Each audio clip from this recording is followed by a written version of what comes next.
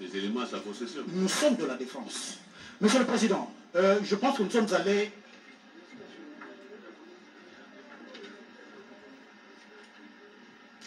Nous sommes allés trop vite en besogne et ce n'est pas un trouvé qu'on se sépare avec de blessures intérieures. Par rapport à la lettre que venait de lire le ministère public,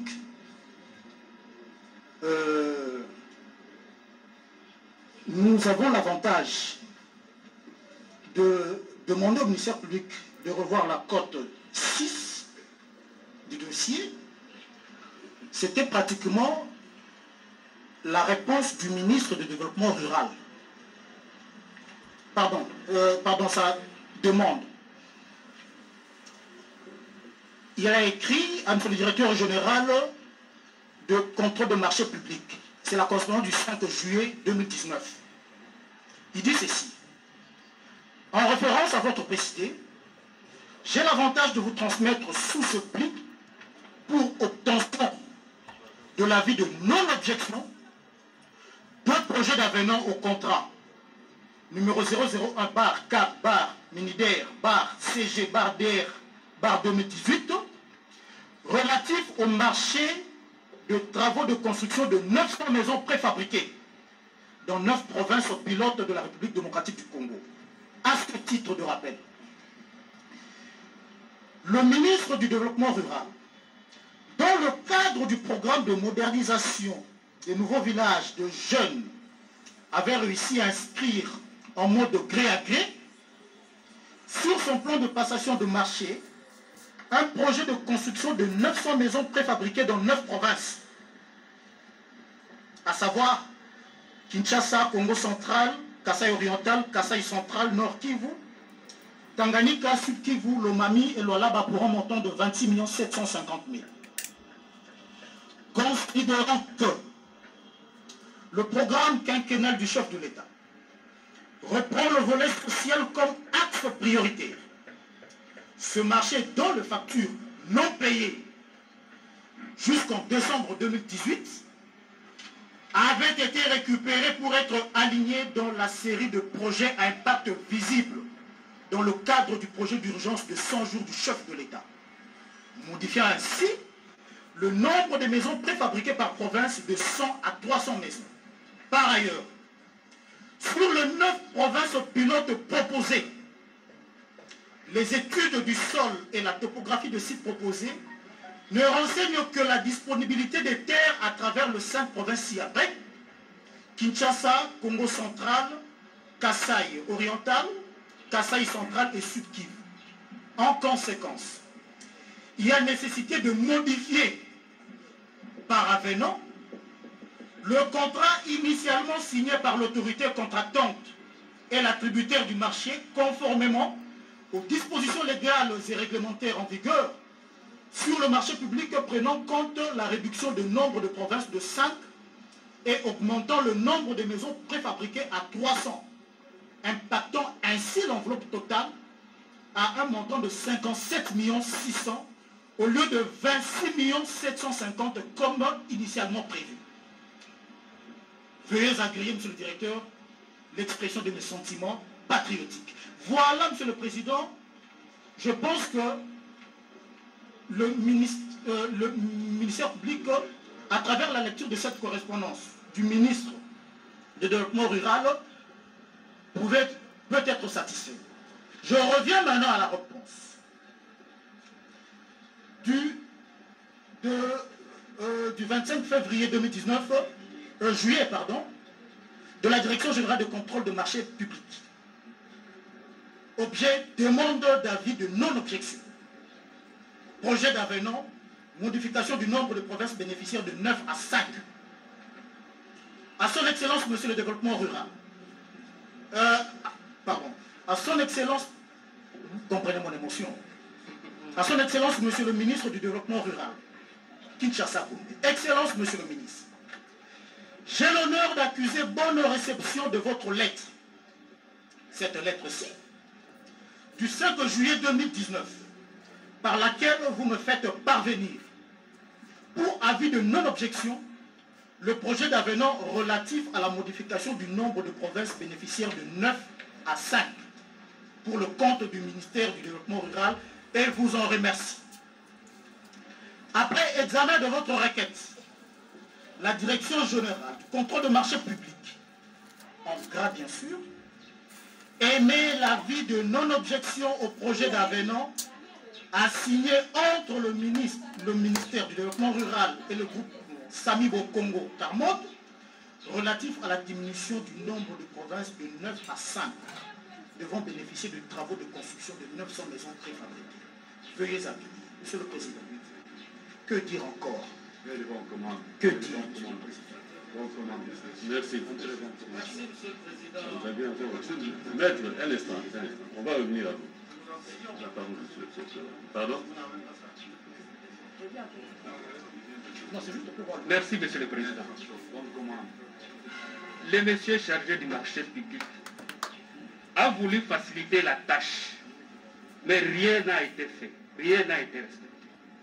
Il a donné plusieurs pistes, c'est ce qu'on est en train de vous dire là. Il a dit soit vous signez un autre contrat pour la partie au-delà de 26 millions, ou soit encore vous réduisez carrément les montants restent de 26 millions, le nombre de provinces diminue, au lieu que ça soit 9, ça reste 5. Là, il est d'accord, puisque ça n'aura aucune incidence sur les finances. Ou soit carrément, si vous tenez à aller à 57 millions, faites un autre contrat différent de celui de 26 millions. Puisque l'avenant ne peut pas aller au-delà de 26 millions, au-delà de 15%. C'est ce qu'il a été fait. Il a dit, il a même été entendu, il a confirmé. Le prévenu Jamal qui est là, il a été interrogé au parquet. Vous avez ce PV devant vous. Le premier jour, il a répondu comment? Je ne sais même pas, il n'y a pas de contrat que j'ai avec l'État congolais. C'est sa réponse, c'est acté quand vous lisez dans les procès-verbaux qui sont là. Il a déclaré, il était assisté d'un avocat, pour qu'après, le deuxième jour, qu'il change de position. Il est reconnu qu'il n'y avait pas de contrat. Il a dit devant nous, au parquet, quand il a été interrogé, Monsieur le Président. Ce qu'on est en train de vous faire voir là, c'est pour juste démontrer un contrat qui n'a jamais existé, qui n'existe pas. Monsieur le Président, j'ai posé une question très importante à M. Jamal. Il n'a pas tout répondu. Il a dit qu'il avait souscrit une licence d'importation. Est-ce qu'il peut confirmer que c'est cette licence qu'il avait souscrit pour l'achat de 1500 maisons? Ça, c'est une autre question. Montrez ça à M. Jamal, qu'il confirme si c'est ça la licence qu'il avait souscrite.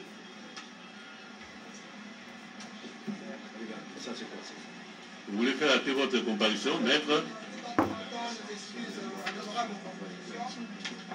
Plaise d'acter la comparution du maître Simobic ici, avocat après la cour d'appel de Kinshasa Gobé. Nous assistons le prévenu Jamal.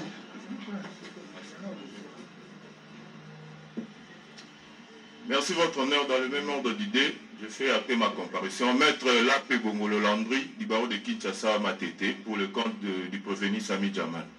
Merci. Conjointement avec Maître Daden Wanza, avocat du barreau de Kinshasa Matete, pour le prévenu Jamal. Merci. Prévenu Jamal, vous avez vu? Permettez, Monsieur le Président, je vais acter ma comparution. Ah oui, maître? Maître Toto Malouma Roger, pour Vital Kamele. Merci. Vous voulez acter votre comparution? Non, Monsieur le Président, je voudrais juste préciser. Non. Il y a une précision d'état. Non, attendez, on reviendra voir. Prévenu Jamal, que dites-vous de cette licence-là? Vous la confirmez, c'est ça?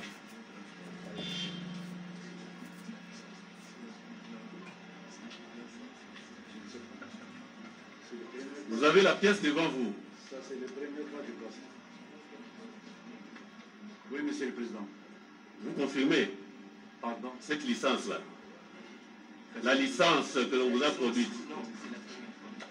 Ça, c'est la première fois que j'y vois, parce que vraiment, je ne comprends pas aujourd'hui qui complique les choses. Il y en a 600 conteneurs arrivés. Ça, je ne comprends pas tout ce qu'il dit vraiment. Si mon avocat va me défendre. C'est pas possible. Une préoccupation du Quelqu'un, il y tribunal. en a même 600 conteneurs. On est en train de discuter. Il y a une préoccupation du tribunal. Oui, prévenu Jamal. Il dit qu'il ne comprend pas. Il ne comprend pas. Mais sur ça, nous avons également des questions, Monsieur le Président. Oui. Attendez, on va revenir. Voilà. Le ministère public estime que cet avenant était un projet, n'est-ce pas? Un projet qui était fait pour être signé. Voilà pourquoi il n'a pas de date. Une question demeure pour le tribunal, sinon deux.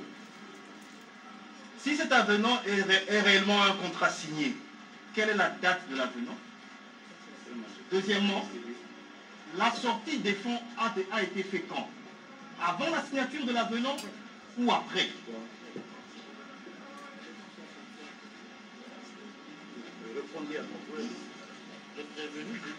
Là aussi, il ne sait pas répondre. Vous voulez répondre à sa place? Non. C'est par rapport à ce qu'on a dit La question ici. est adressée au prévenu. Oui, c'est par rapport à ce qu'on a dit ici. Non, laissez-le. Prévenu Jamal. Monsieur le Président, la question est tellement technique que... Non, elle est simple. Savoir si les fonds sont sortis avant la signature de l'avenant ou après, Je ça crois c'est que le technique. tribunal a besoin de la manifestation. Non, de la vérité. ça c'est pas Et ça aussi peut technique venir- que ça. Et ça peut venir même du prévenu, même Non. de- Ce n'est pas aussi technique que ça, mais. Prévenu Jamal, répondez. Est-ce que vous avez perçu le fonds avant la signature de l'avenant ou après? Qu'est-ce qu'elle a dit?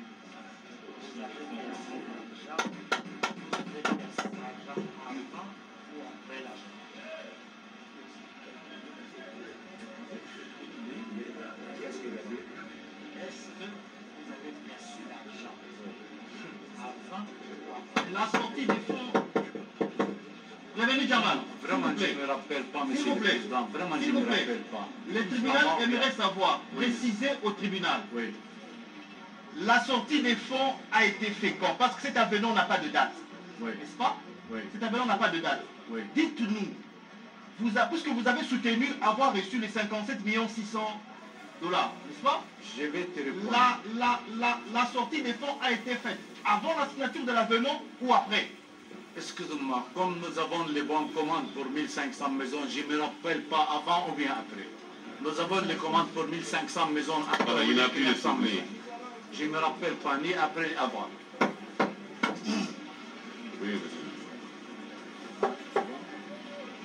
Merci, Monsieur le Président. Je ne sais pas de quelle manière nous allons continuer avec le président.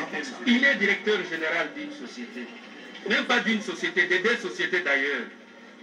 Comment expliquer qu'un directeur général, le cadre de ce qu'il fait chaque jour, qu'il puisse perdre de vue, qu'il ne se rappelle plus des dates, qu'il ne se rappelle plus des documents, qu'il demande 90 ans d'abord. Il y a tout le document prêt.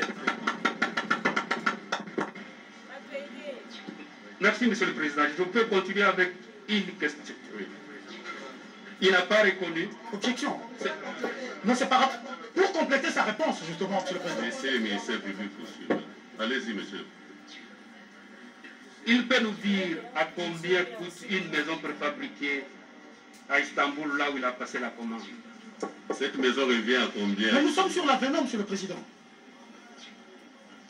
On est sur l'avenant. Monsieur le Président, vous avez posé toutes les questions par rapport à l'avenant. Il n'y a pas de réponse. Prévenu Non, non, Jamal. Je ne sais il y a pas de si nous réponse. devons passer notre réponse sur cette question-là.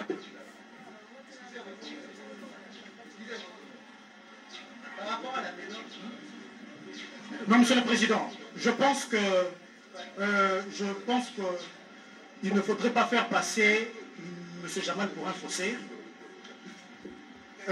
Il y a eu bel et bien un contrat qui a été signé entre la République et M. Sami Jamal et la société Samibo. Comment voudrez-vous à ce que la société Samibo puisse répondre de la responsabilité de l'État congolais? Ça n'a pas de sens. Et puis, on vous a fait savoir ici que les lettres qui ont suivi juste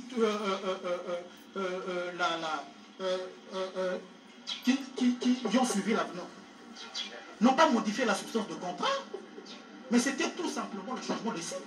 Alors, quand on vient nous poser la question de savoir pourquoi l'avenant n'a pas été daté alors que l'avenant portait l'intitulé de la République.